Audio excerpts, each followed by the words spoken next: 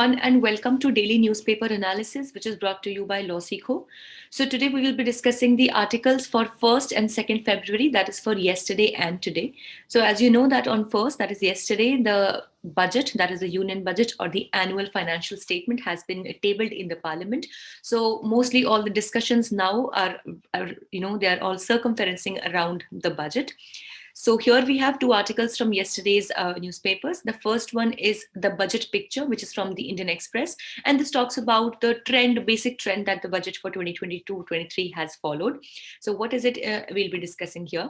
The next one is from The Hindu, which is titled as the Indian employment scenario. This article talks about the changes in the employment and the unemployment that have taken place so far and what prospects do we have in this direction. And the third article is from today's The Indian Express newspaper, which is titled as The Economic Survey Demystified. So as we know that one of the other important documents other than the union budget we have is the economic survey. So what has the economic survey put forward for this year, as in, what have been the outcomes of the previous year will be discussed. As we know that economic survey is a backdated document. So we'll be discussing that as well. So this newspaper analysis is presented by me. My name is Sheva Khan. I am a BA LLB law graduate and I have completed my law degree from Uttaranchal University with a gold medal in my batch. I have also been a national debater and a public speaker. And right now at LawSikho, I'm working as an expert for current affairs and I'm also working as the manager for current affairs vertical. This is the multiple choice question for the day. NSSO stands for, your options are National Sample Survey Office, National Statistical Survey Office, Net Sample Survey Office, or none of the above. You can write down your answer in the comment section below. This is the descriptive question for the day. Discuss in detail Indian employment scenario with reference to the periodic labor force survey data. With this, let's discuss the first article from yesterday's newspaper, which is about the budget picture. So the finance minister has bet on significantly increasing the capital expenditure to start a virtuous cycle of growth. Now, in this article, we'll be talking about two important things. First is the capital expenditure and the other is the revenue expenditure.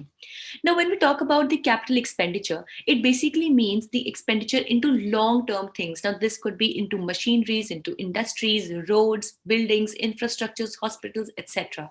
So the budget says, or the finance minister has said, that this year we will be increasing the amount of money spent for such capital expenditure, and that will ultimately help us in having the virtuous. Please do not be confused with vicious. It is absolutely opposite, and by virtuous we mean the right kind of thing that we need. All right, so virtuous cycle of growth.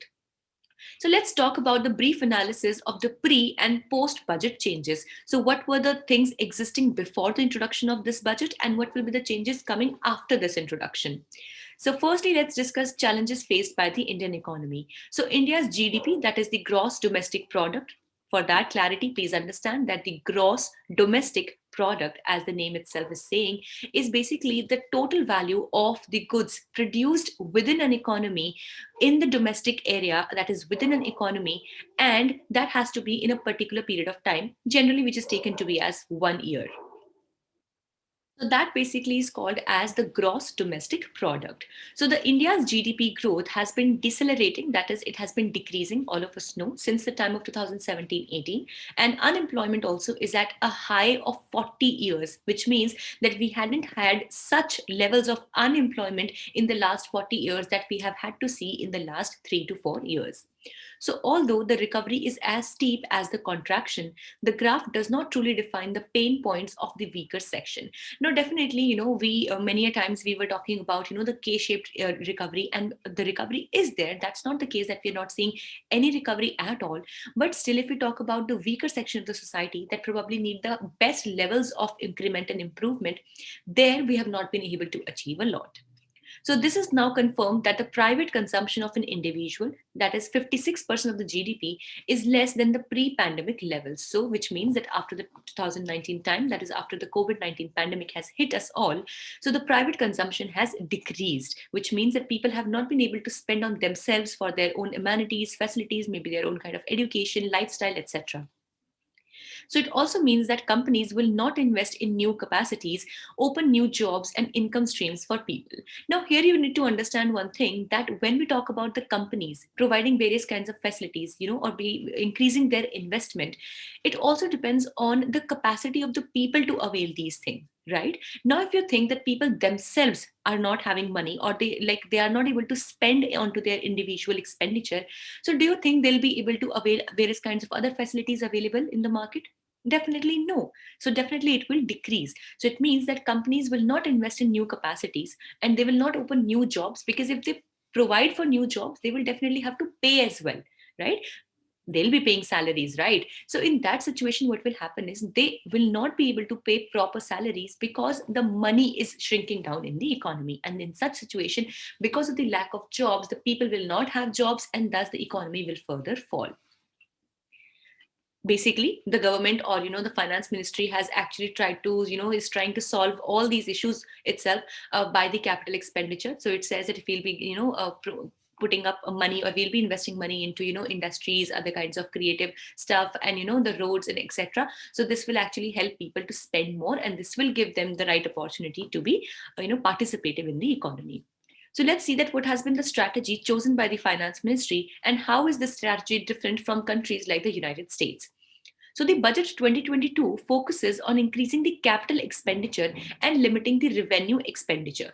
Now, there are two terms here which we are talking about. First is the capital expenditure, which I've already explained to you, is basically the long-term investment in the longer or the bigger infrastructure. This can be the schools, hospitals, roads, industries, etc. On the contrary, we have the revenue expenditure. Now, by revenue expenditure, we simply mean the amount of money that we need to run the basics or right now needed stuff that we have. Like, for example, there is an industry. So to run a particular machine, we need, let's say, X amount of diesel. Now, this X amount of diesel is the revenue expenditure, which at this moment we need to spend. So here, the budget 2022 says that instead of, providing or putting all our efforts in the revenue expenditure, that is the short-term expenditure, we should be focusing on the capital, that is the long-term expenditure. So, when done on a large scale, such expenditure will increase the aggregate income and thus boost private expenditure. Now, here we need to understand one point. Let's say that there are no industries at all in the economy. Do you think that there will be, good employment? Of course not. So definitely we need to have infrastructure wherein people can be employed into. So if we will have industries, we will have hospitals, we will have various kinds of other, such bodies. So they will be in capacity to provide the employment to the people, and thus the cycle, the virtuous cycle which we were talking about of growth, will be initiated. So the stance or the contention that the government or the finance ministry says is that the capital expenditure or the long term expenditure will increase our total income, that is our aggregate income, and thus it will boost private expenditure as well. So how will it happen? For example, there is this XYZ company which has, under this initiative of capital expenditure, has been set up by the government. Now this company will get money from the government, and now it will provide employment to, let's say, 100 people in the economy. Now these 100 people will start working there and definitely will start earning something out of this company. Now, when they start earning out of this company, they will have some money in their hand, and thus they will be in a capacity to do what we are calling as the private expenditure. And ultimately, when they will start spending in the economy, more money will be pushed in, and thus the right circle of, the growth, or the right cycle of growth, will be started. So this is how, the government is planning to do. On the contrary, in the United States, the help extended to people were mostly of a fiscal nature. Now, whenever we talk about fiscal, please always remember that whenever the term fiscal is used, it always refers to the expenditure done by the government in the monetary terms. So it says that in United States, for example, the help was extended to people that was mostly of fiscal nature, wherein the money was transferred to their accounts. If you remember, such initiative was also taken in India, but on the contrary, it was also very much, opposed as well. It was very much criticized too. In India, as we are saying, on the other hand, the help was in kind. Now, when we talk about cash and kind, so always, just you can understand here that US had a greater initiative towards the cash help. Rather, in India, we are making it through kind, like, for example, the capital expenditure through buildings, infrastructure, etc. And moreover, the industries will get help on the credit line. So basically, on credit line, we here mean that the industries will not be given actual money for their functions to be running. Rather, they can be, given some tax cut rates. The corporate tax cut is the biggest example that we can see over here. Or they can get, the loans on lesser interest, and they can also get easy outside financing. So here also the industries or the companies will be getting help in kind and instead of cash. So this will further fuel the sharp disparity between poor and rich in India. Now, here this point actually has been pointed out that instead of solving the purpose of creating or making the economy better, this will further increase the disparity or the gap between poor and the rich. Now, how do you think this can happen? See, many a times what happens is that here, when we're talking about the kind, like for example, easier loans, or if we talk about the tax cuts, etc., definitely these are the kinds of resources, or these are the kinds of facilities that are more easily available to the rich in India. But if we talk about poor, for what that poor will be asking loan for, when we already know that he does not have the capacity to repay the loan? So in that case, the cash would have helped that poor. But instead of that, what we are doing is that we are providing loans, or we are providing tax cuts. So definitely these are not very feasible options for the poor in the country. Now, the next point is about the feasibility of the capex push. Please remember, capex basically is the short form for the capital expenditure. So it says that the capex or the capital expenditure push might prove insufficient since the informal sector is deeply scarred and aggregate demand is very weak. As we were just discussing, that in India, also in the Indian economy, the largest share of the economy is, it is shared by the informal sector, and which is definitely not doing very good at the moment. And also the aggregate demand, that how much the people are able to demand and how much are they able to pay in an economy, has also reduced significantly. And that is why what we need currently is the short term things that we can do instead of just these long term benefits. So the capacity utilization is also very low, and thus these companies will not be eager to ramping up any kind of investments. And one thing that we need to note here is that the capital assets, they are being focused on, they actually have very large gestation periods. Now, what do we understand by the gestation period? For example, you go to the market, you go to a nursery, and you bring a small plant. Let's say it was a mango plant. Now you sow it into the soil, and let's say after 2, 3, 4 years, that plant becomes a small tree and starts laying out, or starts bearing fruits. Now the time period of this 2, 3 years for which we had to wait to receive, or to being able to eat the fruits out of that tree, this time period is called as the gestation period. So for example, you make an investment, but it is not always possible that we get the returns right after we have made the investment. We need to sometimes wait. Now this waiting period is what we call as the gestation period. So definitely, when we are already saying that the capital expenditure is a long term investment, it means that we will have to wait for a longer time period in order to avail the benefits that we are looking to. Whereas on the contrary, the kinds of problems that the Indian economy is facing, we need to have solutions that are on point and can give the results as soon as possible. So the pattern of budgets under the present regime basically is, it says that it is unclear if the present government has a fixed ideological approach to the budget. And it says that the direct cash transfers snubbing the Land Acquisition Act were long criticized before they were suddenly incorporated. And yes, they were. You remember that during the time of pandemic also, some direct cash transfers were done to the poor accounts.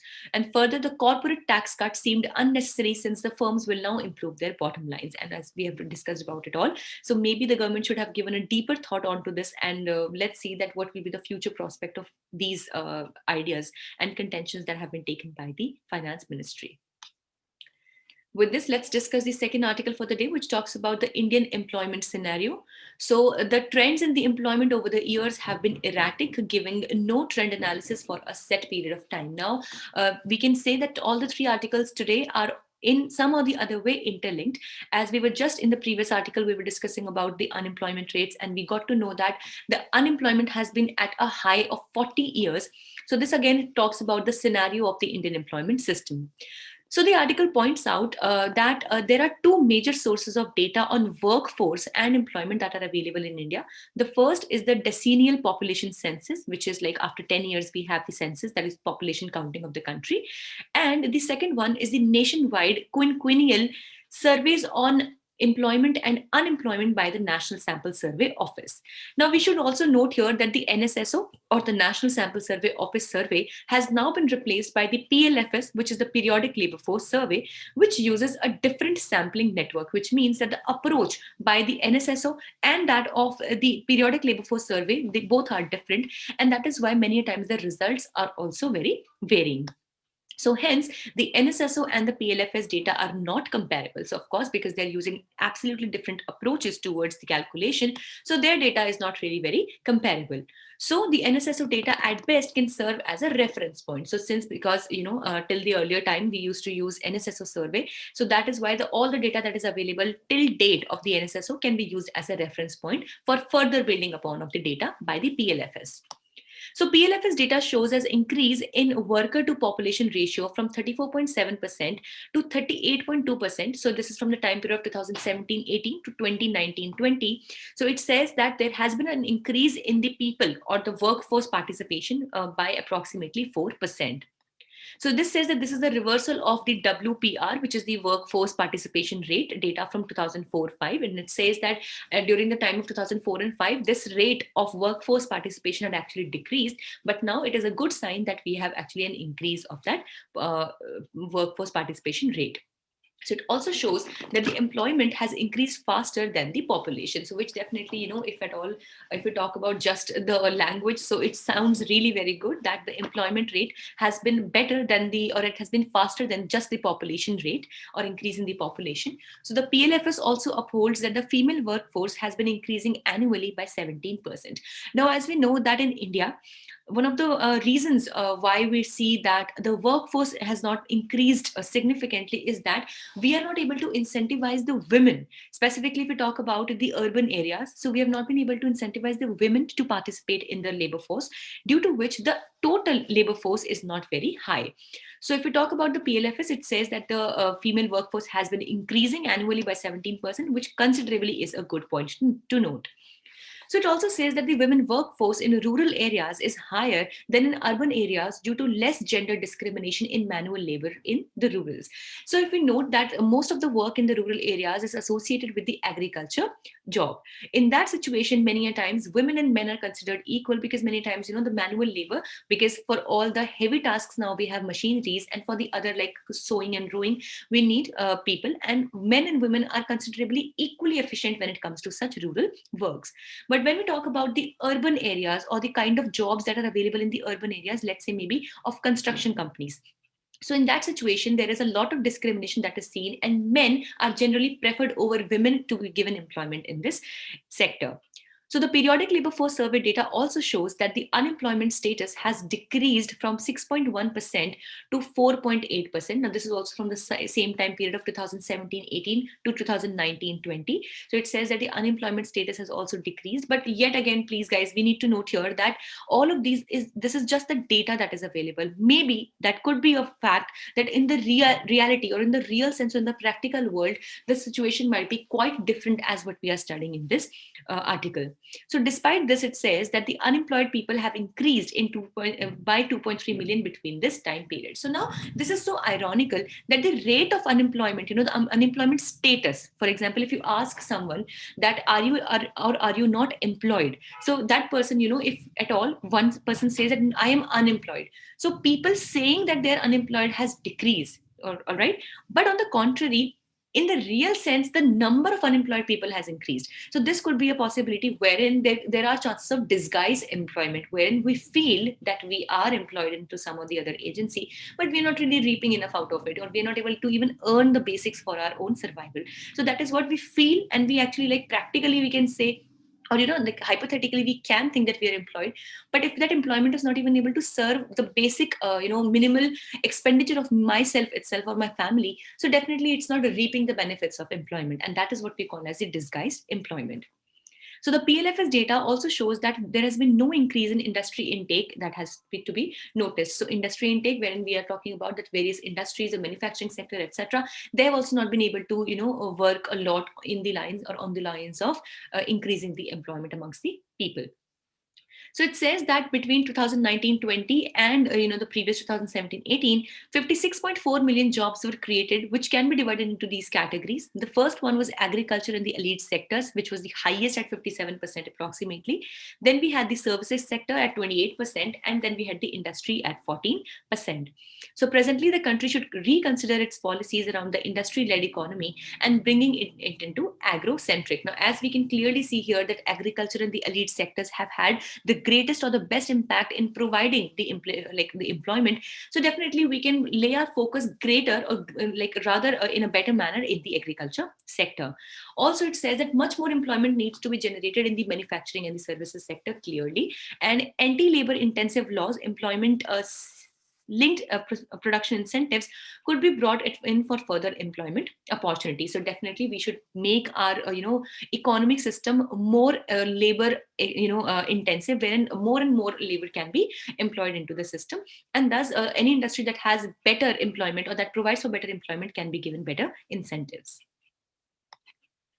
With this, let's discuss the last article for the day, which talks about the economic survey. So we have actually broken down the economic survey into whatever things that we are getting for now.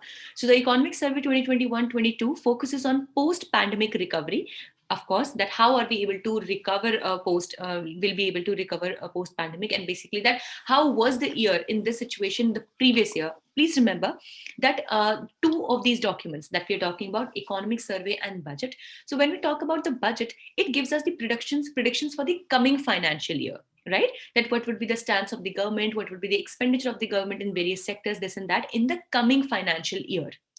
So that, like, we have the Union Budget 2022, so it will discuss about the financial year 2022 to 2023.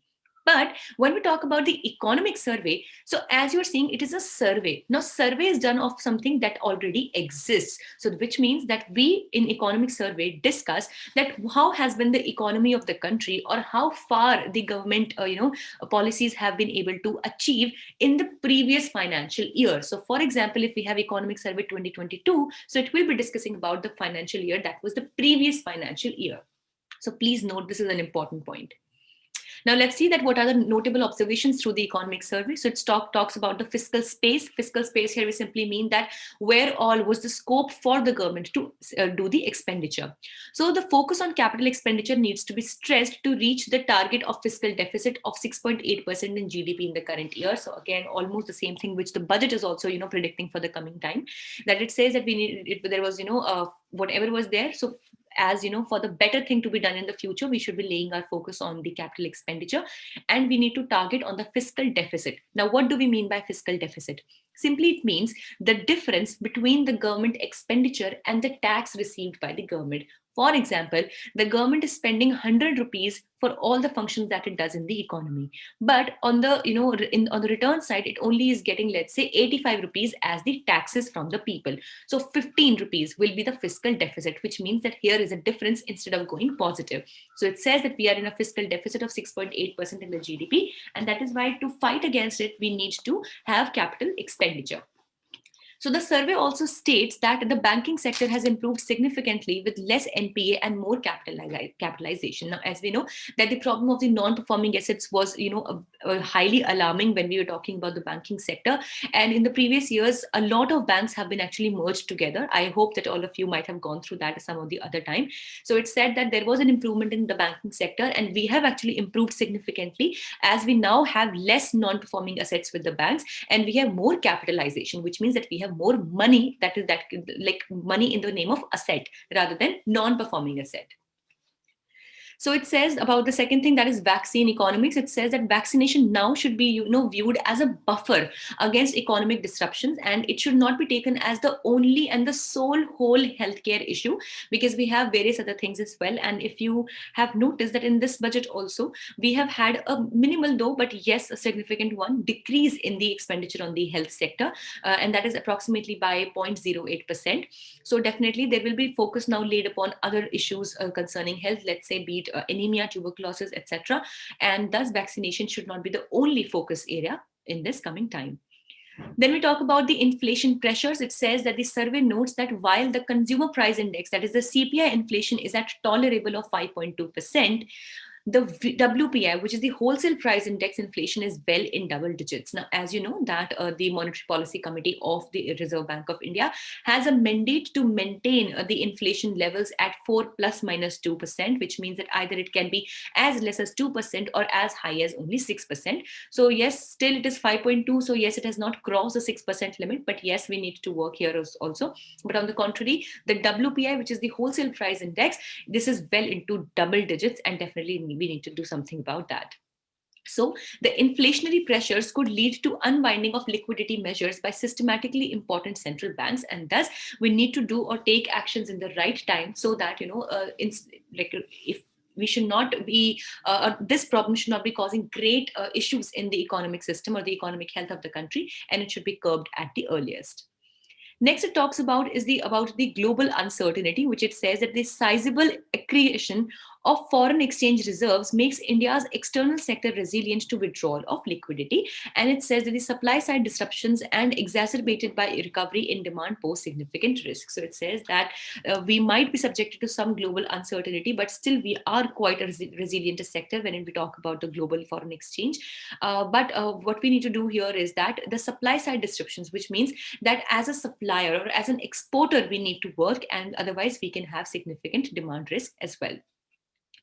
So the energy risks it talks about, it says that the calls for building reserves for intermittent renewable energy with solar PV, that is solar photovoltaic cells and the wind farms. And definitely we know that after India also participated in the Conference of Parties 26 at Glasgow recently, India has been one of the best, and actually it has been the only country that has fulfilled its nationally determined contributions as it had promised in the Paris Agreement 2015. So definitely India needs to work further in the energy efficiency and energy safeguarding when we talk about the sustainable sources of energy. So here, this also talks about various way forward that we can do. It is based on the macroeconomic stability. India is well suited for the challenges in 22-23, and the policies need to be aligned with agility, making repeated iterations and incremental adjustments. And also, the real-time data has to be vigorously collected and synthesized for this to happen. So let's hope that the coming financial year brings all the kinds of reliefs and facilities to the people of India, and that we have a better year finance-wise, health-wise, and everything in the coming times. So this was all for the day. If you liked it, please give it a thumbs up. Thank you so much, everyone, for joining in. And if you wish to download the PDF of today's slides, you can join our Telegram channel. The link is there in the description box below, or you can scan this QR code that you can see on your screens right now. Also, for other content, please follow us on our Instagram channels for judiciary, CLAT prep, UGC net, as well as law finance exams. Thank you so much.